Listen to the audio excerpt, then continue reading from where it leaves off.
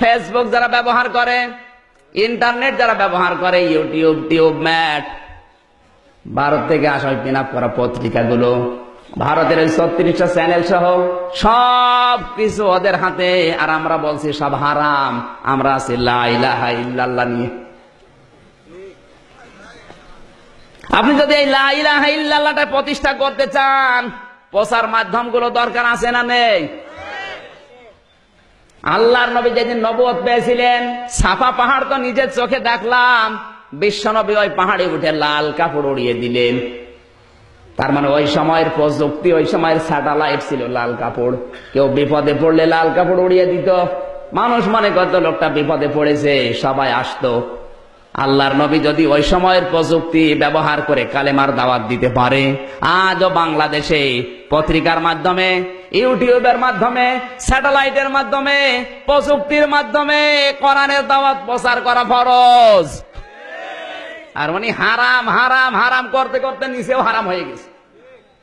কাবা শরীফের ইমাম আব্দুর রহমান সোদাইসির চাইতে কি আপনি বড় হুজুর?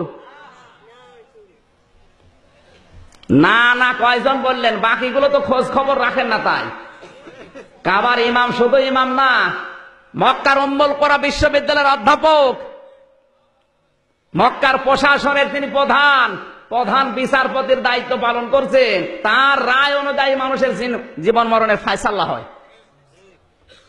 তিনি রায় দেন বিচারপতি হিসাবে।